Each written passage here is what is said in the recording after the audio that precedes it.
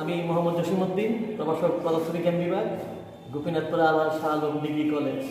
আমরা আমাদের অনলাইন ক্লাসের ধারাবাহিকতায় আমরা আবার ফিরে আসছি আমাদের ক্লাসে। আমরা আজকে পড়ব পঞ্চম অধ্যায় পদার্থবিজ্ঞান দ্বিতীয় পত্রের চারিত্রিক আবেশ পরবর্তী পর্ব। আজকে আমাদের সপ্তম ক্লাস। আমরা গত ক্লাসে পড়েছিলাম দিক পরিবর্তী প্রবাহ এসি, সেটা বলতে কি বোঝে আমরা গত ক্লাসে পড়েছি। সরাসরি প্রবাহ ডিসি, সেটাও আমরা গত ক্লাসে পড়েছি। দিক পরিবর্তী তড়িৎচালক শক্তি, যার সাথে দিক পরিবর্তী তড়িৎ প্রবাহের সম্পর্ক আছে। দুইটা সমীকরণ বলছি আমরা, একটা হলো I = I0 sin omega t, epsilon = epsilon naught sin omega t. এখানে I0 হচ্ছে তড়িৎ প্রবাহের শীর্ষ মান, আর ওমেগা এপসিলন নট হচ্ছে তড়িৎচালক শক্তির শীর্ষ মান। আমরা এই শীর্ষ মানগুলি আমরা গ্রাফের সাহায্যে বা লেখচিত্রের সাহায্যে আমরা এই মানগুলি দেখেছি। এখানে আমরা গত ক্লাসে গ্রাফ তোমাদেরকে দেখাইলাম। তড়িৎচালক শক্তির সর্বোচ্চ মান আর শূন্য মান, সেটাও আমরা গত ক্লাসে দেখেছি। আর বাড়ির কাজ ছিল আমাদের, বাড়ির কাজগুলি তোমরা বই থেকে করে নিছো। বিস্তার, পূর্ণচক্র, অর্ধচক্র, পর্যায়কাল, কম্পাঙ্ক। আর একটা আমরা পড়েছি, সেটা হলো শূন্য থেকে শীর্ষ মানে বা শীর্ষ মান থেকে শূন্য মানে পৌঁছতে সময়। আজকে আমরা এই সমীকরণ এবং শেষের যে শূন্য মান থেকে শীর্ষ মানে বা শীর্ষ মান থেকে শূন্য মানে যাওয়ার সমীকরণের সমস্যাগুলি আমরা আজকে দেখে নিই। আমরা তড়িৎচালক শক্তির সর্বোচ্চ মান এবং তড়িৎ প্রবাহের সর্বোচ্চ মানের যে সূত্র দুইটা এর আগে আমরা বাড়ির কাজে গত ক্লাসে পড়েছি, সেটার একটা সমস্যা আমরা আজকে দেখে নিই। সমস্যা হচ্ছে একটি ট্রান্সফরমারের প্রাইমারি কুণ্ডলীতে। আমরা ট্রান্সফরমার এর আগের অধ্যায়গুলিতে আমরা পড়েছি, তোমরা ক্লাসগুলি দেখলে দেখো ওইখানে আমরা ট্রান্সফরমার পড়েছি। সেখানে দুই ধরনের কুণ্ডলী ছিল, একটা ছিল প্রাইমারি কুণ্ডলী আর একটা ছিল সেকেন্ডারি কুণ্ডলী। তো আমাদের এখানে একটি ট্রান্সফরমারের প্রাইমারি কুণ্ডলীতে পর্যাবৃত্ত তড়িৎ প্রবাহের লেখচিত্র আমরা এখানে দেখতেছি। এখানে আরেকটা শব্দ আসছে পর্যাবৃত্ত তড়িৎ প্রবাহ। আমরা এখানে গত ক্লাসে ডিসি আর এসি নিয়ে আলোচনা করতে গিয়ে সেটার বাংলা হচ্ছে যে পর্যাবৃত্ত তড়িৎ প্রবাহ, সেটা হচ্ছে বাংলায়, আর এটার ইংরেজি হচ্ছে অল্টারনেটিভ কারেন্ট বা এসি। বাংলা হচ্ছে পর্যাবৃত্ত তড়িৎ প্রবাহ। এর একটা লেখচিত্র আমরা গত ক্লাসে দেখেছি, আজকে আমরা দেখতেছি যে এই যে লেখচিত্রটা, যে সর্বোচ্চ মান প্রাপ্ত হচ্ছে এখানে তড়িৎ প্রবাহের সর্বোচ্চ মান অর্থাৎ I0 = 2 অ্যাম্পিয়ার এখানে এটা দেওয়া আছে। আর এটা হচ্ছে পর্যাবৃত্ত তড়িৎ প্রবাহের লেখচিত্র। তাহলে এখানে চিত্র অনুযায়ী একটা সময় দেওয়া আছে 7.5/4t। কি হচ্ছে পর্যায়কাল? পর্যায়কাল মানে পর্যায়কাল হচ্ছে সম্পূর্ণ একটা পূর্ণ কম্পন সম্পন্ন করতে তার যতটুকু সময় লাগে তাকে আমরা বলবো পর্যায়কাল। এই সময়ে তড়িৎ প্রবাহের মান নির্ণয় করবো আমরা। তো দেওয়া আছে আমাদের, দেখো তোমরা এখানে দেওয়া আছে I0 = 2 অ্যাম্পিয়ার এখানে চিত্রের মধ্যে দেওয়া আছে। আর সময় যেটা দেওয়া আছে t = 7.5/4t। আর আমাদেরকে বের করতে হবে তড়িৎ প্রবাহের মান আর। তাহলে আমরা এই গত ক্লাসে আমরা যেটা বলেছিলাম সেই সমীকরণ থেকে এখানে আমরা লিখতে পারি, আমরা জানি I = I0 sin omega t। তো সেখানে আমরা ওমেগার মান আমরা এর আগে ক্লাসে দেখেছি, ওমেগা = 2π/t। তো এই মানটা আমরা যখন বসায় দেব, t এর মান ছোট হাতের টিটা আমাদের এখানে দেওয়া আছে, এখান থেকে আমরা বসায় দিব। দেওয়ার পর আমাদের সমীকরণ যদি আমরা সমাধান করি তাহলে আমাদের ফাইনালি আমরা -1.41 অ্যাম্পিয়ার পাবো। তাহলে আমাদের এই যে প্রবলেমটা, এই প্রবলেমটা এই সূত্রের সাহায্যে আমরা সলিউশন করে নিব। তোমরা এই অঙ্কটা খাতার মধ্যে তুলে নিবা। সমস্যার সমাধান করব। এই সমস্যাটা হচ্ছে একটি দিক পরিবর্তী প্রবাহকে আমরা একটা সমীকরণ দ্বারা প্রকাশ করব। এই সমীকরণটা হচ্ছে I = tan sin 100πt। সমীকরণ দ্বারা প্রকাশ করা হলে এই প্রবাহের মান শূন্য থেকে শীর্ষ মানে পৌঁছতে কত সময় লাগবে? এরকম একটা প্রবলেম আমরা এর আগে বাড়ির কাজের মধ্যে ছিল আমাদের শেষের দিকে, যে কোনো একটা তড়িৎ প্রবাহের মান শীর্ষ মান থেকে শূন্য অথবা শূন্য থেকে শীর্ষ মানে কিভাবে যায়, কি সমীকরণ যায়, আমরা সেই সমীকরণটা এর আগে দেখে নিয়েছি। যে এই জায়গায় যদি একটা চিত্র হয়, এটা শূন্য থেকে শীর্ষ মান, এটা হচ্ছে I0 শীর্ষ মান, সেখানে যেতে আমাদের কতটুকু সময় লাগে? t/4। সেখানে একটা সমীকরণ আমরা করছি, শূন্য থেকে শীর্ষ মানে পৌঁছতে সময় লাগে, পৌঁছতে সময় t = t/4। এরকম একটা সমীকরণ আমরা এর আগে পড়েছিলাম, সেটারই সমস্যা আজকে সমাধান করব। আচ্ছা আমাদের যে সমীকরণটা দেওয়া আছে প্রশ্নে সেটা হচ্ছে I = 10 sin 100 pi t। আমরা এর আগে তড়িৎ প্রবাহের যে সমীকরণটা পড়েছি তার সাথে এই সমীকরণকে আমরা তুলনা করে নিব। সেই সমীকরণটা হচ্ছে এই সমীকরণকে I = I0 sin omega t এর সাথে তুলনা করে আমরা কি পাই?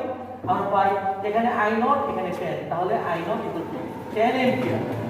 আর ওমেগার জায়গায় আছে 100 পাই, তাহলে ওমেগা ইকুয়াল আমরা জানি 2 পাই এ, ওমেগার জায়গায় আমরা 100 পাই দিয়ে দিব, 100 পাই ইকুয়াল টু 2 পাই এ। সেখান থেকে আমরা কম্পাঙ্ক বের করে নিব f = 50 হার্জ। তো আমরা এর আগে বলেছি শূন্য থেকে শিশু মানে পড়তে সময় t = t/4, অর্থাৎ আমরা জানি t = t/4।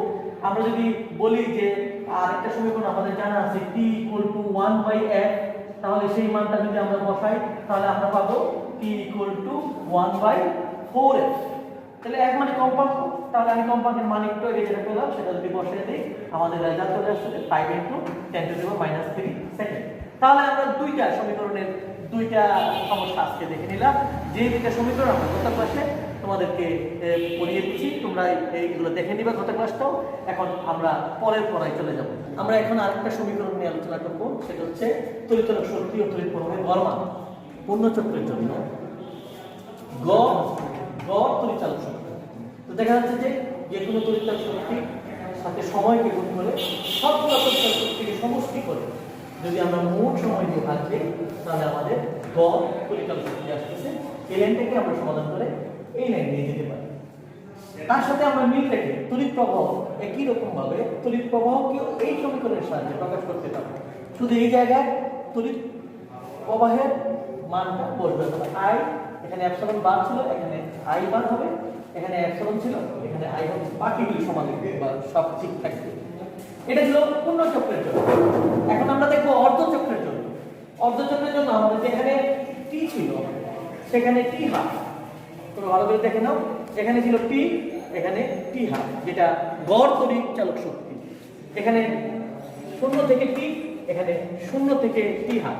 ঠিক তড়িৎ প্রবাহের বেলাও এরকম I বার 1/t হাফ, 0 থেকে t হাফ I dt।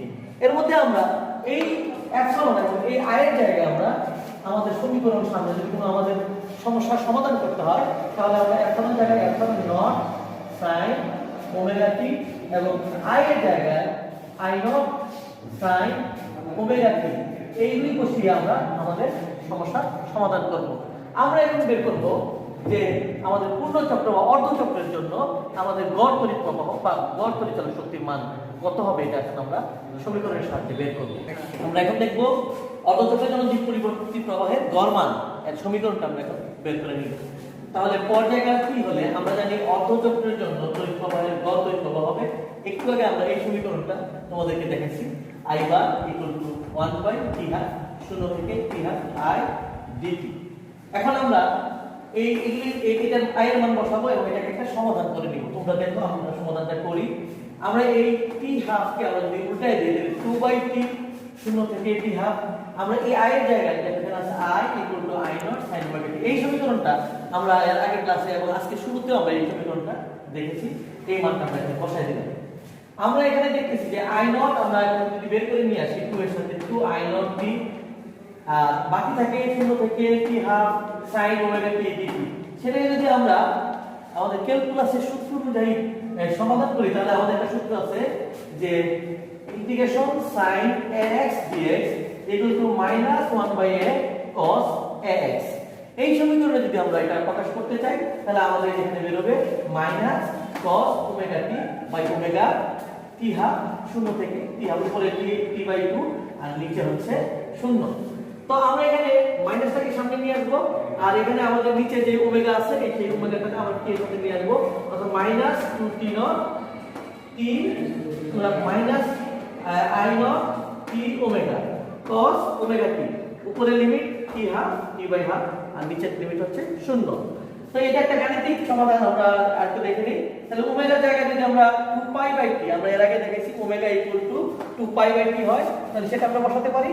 আমরা এখানে এই উপরের লিমিটটা বসাবো t এর জায়গায় t হাফ আর উপরের লিমিটটা নিচের লিমিটটা যদি বসাই তাহলে 0।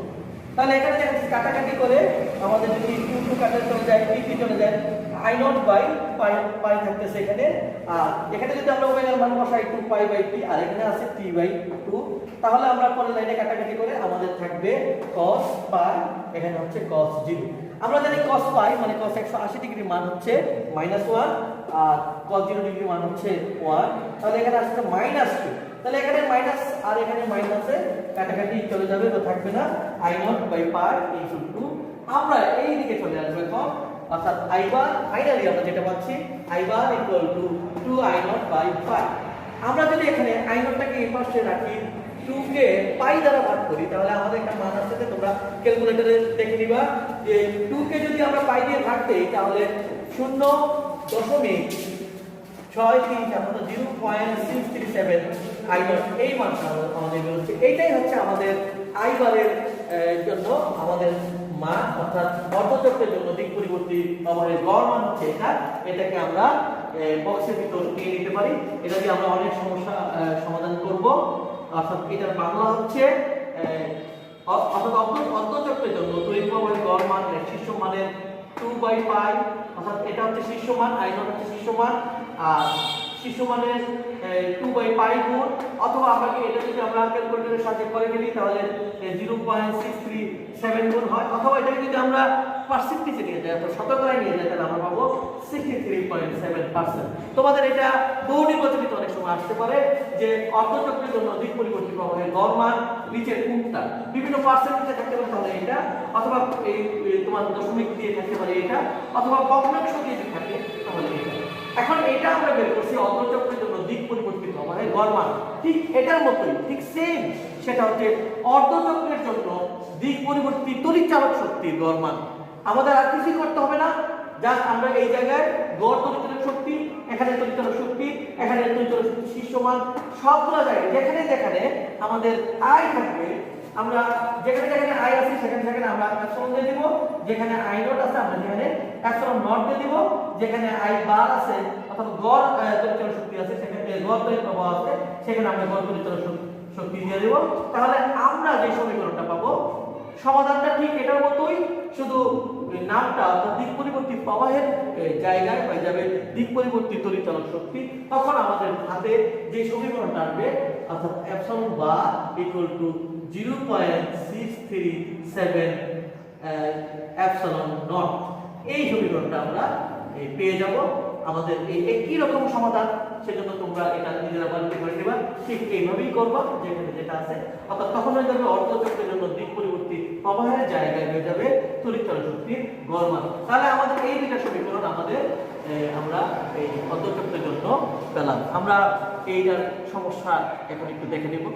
আমরা এখন যেটা বললাম যে দিক পরিবর্তী প্রবাহের গড় তড়িৎ চালক শক্তি এবং গড় তড়িৎ প্রবাহের রাশিমান আমরা বের করেছি, এখন একটা সমাধান করে নিব। আমরা এই ক্লাসের প্রায় শেষ মুহূর্তে চলে আসছি।